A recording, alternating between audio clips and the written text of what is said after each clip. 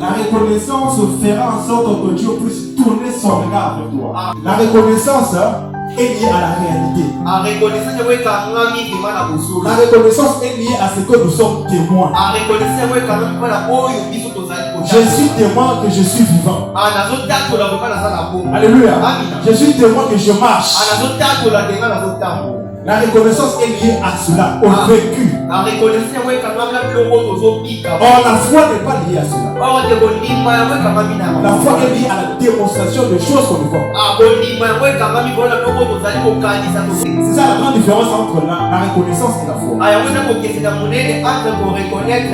Mais on ne peut jamais avoir la foi sans avoir la reconnaissance. Or, c'est la reconnaissance qui produit la foi dans une personne. Alléluia. Alléluia. Alléluia. Avant, on dit le fond, il m'a d'abord que il existe et que c'est lui qui a créé les cieux et la terre. Alléluia.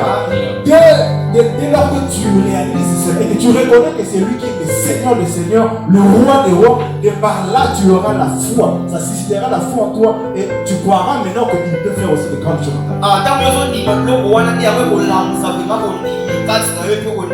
Laisse-moi te dire que la reconnaissance est l'ambassade qui te donnera le visage de la réussite. Le visage de la réussite s'appelle la foi. L'ambassade qui te donnera le visage de la réussite s'appelle la reconnaissance. Alléluia. Si tu as la reconnaissance envers Dieu, Dieu aussi se manifestera dans ta vie. Alléluia. La première des choses pour que Dieu puisse agir dans ta vie, c'est que tu dois d'abord commencer par reconnaître le bienfait qu'il fait dans ta vie.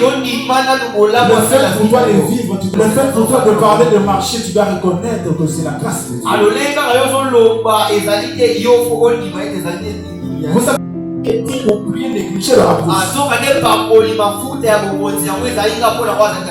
Lorsqu'on a présenté cette fils, Dieu a dit non. Il n'est pas là. Alléluia. C'est pas celui que je cherche. C'est là que Isaïe comprend que j'avais abandonné un fils dans la brousse. Il y a une personne qui est négligée, qui est abandonnée, qu'on ne voit pas, qui passe des nuits et des jours dans la brousse avec les odeurs des animaux. C'est cette personne-là que Dieu a pris pour le roi.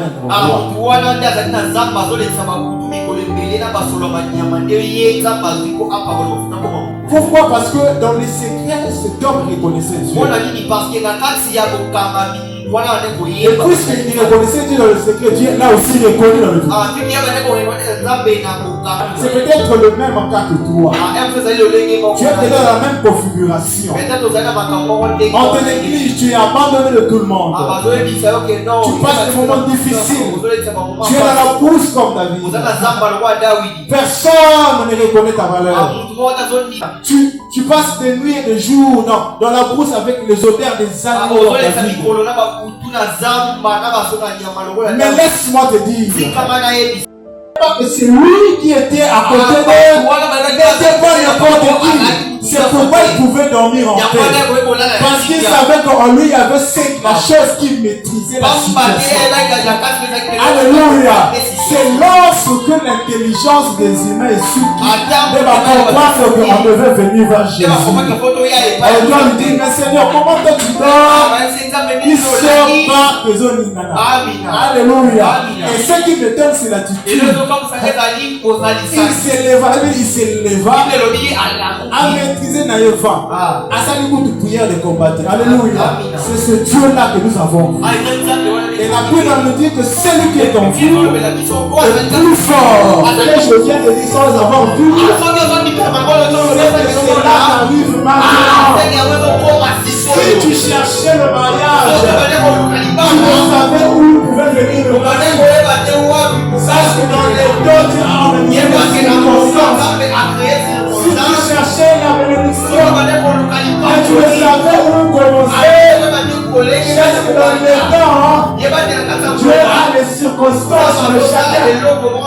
Il y a la circonstance ce matin. Ton problème, c'est seulement d'être dans le temps. Puisque tout le monde est dans le temps, on doit organiser les circonstances. Continue à prier devant le Dieu.